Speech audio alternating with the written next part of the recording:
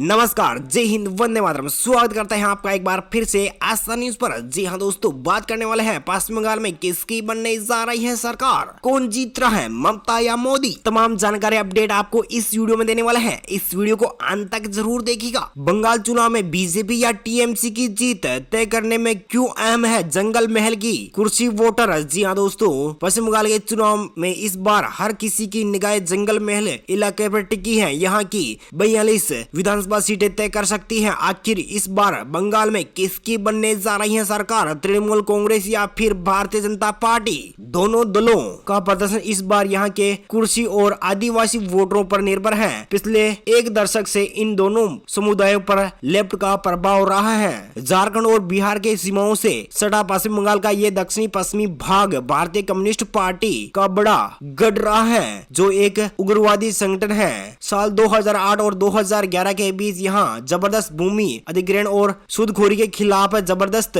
आंदोलन चलाया गया है। ये इलाका पिछले कुछ दशकों में कई राजनीतिक विचारधाराओं का गवाह रहा है। यहाँ के लोग पर कांग्रेस के तिरंगे से लेकर माओवादियों के लाल और फिर टीएमसी के हरे और सफेद रंग तक का प्रभाव देखा है, और अब बीजेपी का भगवा रंग इस इलाके में फेट बना रहा है। जी हाँ दोस्तों, पश्चिम बंगाल में 4 चरणों के मतदान हो चुके हैं और अब 4 चरणों के चुनाव और बाकी हैं। ऐसे में ममता बनर्जी ने चुनावी मैदान में उतरने के लिए अपनी कमर कस ली है और चुनाव आयोग की ओर से लगाए गए प्रतिबंध के बाद वह पीएम मोदी पर हमलावर होती दिखी। 5 चरणों का चुनाव ममता के लिए क्यों जरूरी है। शनिवार को राज्य में 5वें चरण का चुनाव है और यह चरण ममता बनर्जी के लिए बहुत अहम माना जा रहा है। शनिवार को 5वें चरण के लिए बंगाल की 45 सीटों पर चुनाव होगा। बता दें कि इस चरण में सबसे ज्यादा सीटों पर चुनाव हो रहे हैं। दूसरा बड़ा कारण यह है कि जिन 45 सीटों पर 5वें चरण में मतदान होना है, वहां 2019 के लोकसभा चुनाव में भाजपा को टीएमसी की तुलना में ज्यादा वोट मिले थे।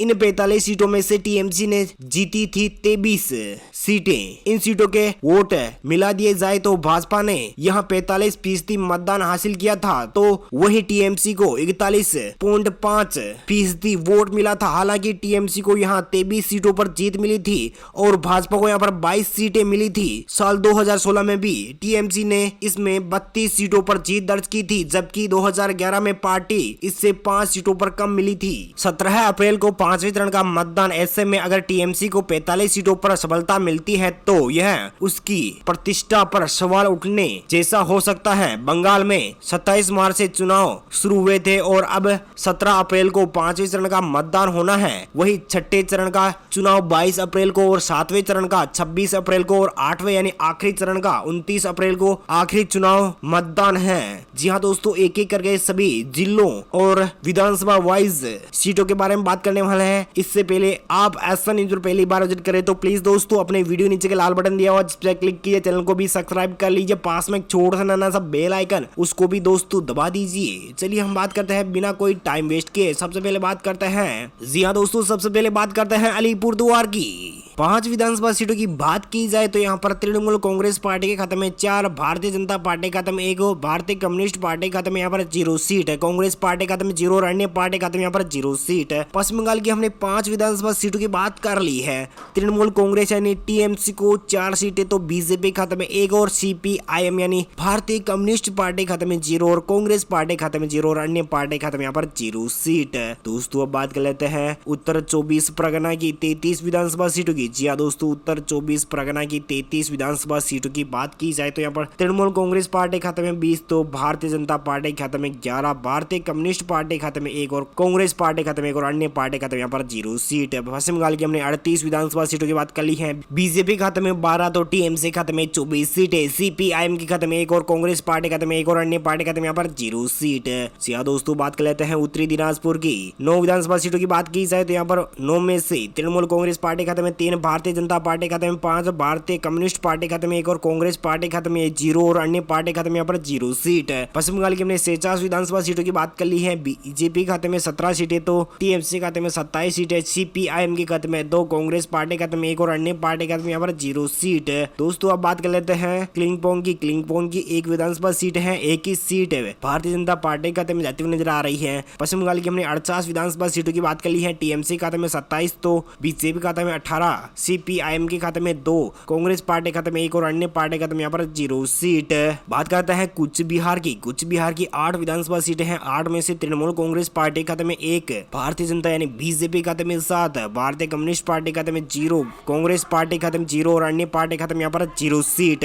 पश्चिम बंगाल की हमने 56 विधानसभा सीटों की बात कर ली है। टीएमसी खाते में 28 तो बीजेपी खाते में 25 सीटें, CPIM के खाते में 2, कांग्रेस पार्टी खाते में 1 और अन्य पार्टी खाते में यहाँ पर 0 सीट।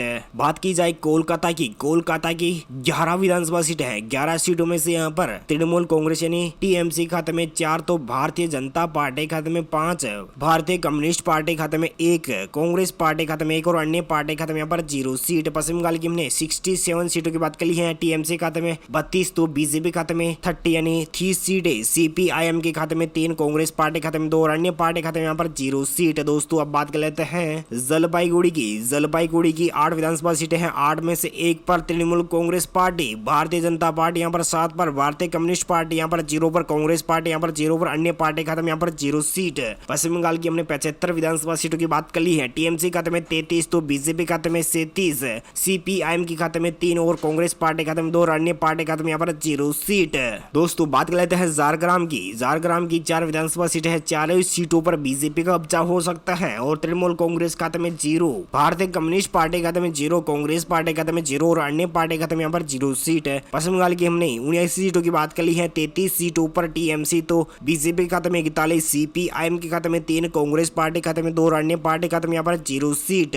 बात कर लेते हैं दक्षिणी 24 परगना की 31 विधानसभा सीटों की। जी हाँ दोस्तों, दक्षिणी 24 परगना की 31 विधानसभा सीटों की बात की जाए तो यहाँ पर तृणमूल यानी टीएमसी यानी ममता बनर्जी की पार्टी को 14 सीटें तो भारतीय जनता पार्टी खाते में 15 सीटें, भारतीय कम्युनिस्ट पार्टी खाते में 1, कांग्रेस पार्टी खाते में 1 और अन्य पार्टी खाते में यहाँ पर 0 सीट है। बीजेपी को यहाँ पर 15 सीटें मिलती नजर आ रही है तो तृणमूल कांग्रेस पार्टी खाते में 14 सीटें। पश्चिम बंगाल की हमने 110 विधानसभा सीटों की बात कर ली है। टीएमसी खाते में 49 तो बीजेपी खाते में यानी 56 सीटें, CPIM के खाते में 4, कांग्रेस पार्टी खाते में 3 और अन्य पार्टियों खाते में यहाँ पर 0 सीट। बात कर लेते हैं दक्षिणी दिनाजपुर की 6 विधानसभा सीटों की। जी हाँ दोस्तों, दक्षिणी दिनाजपुर की 6 विधानसभा सीटों की बात की जाए तो यहाँ पर तृणमूल कांग्रेस पार्टी खाते में 3 और भारतीय जनता पार्टी खाते में 3 और भारतीय कम्युनिस्ट पार्टी खाते में 0 और अन्य पार्टी खाते में यहाँ पर 0 सीट है। कांग्रेस पार्टी खाते में यहाँ पर 0 सीट। पश्चिम बंगाल की हमने 116 विधानसभा सीटों की बात कर ली है। टीएमसी खाते में 50 तो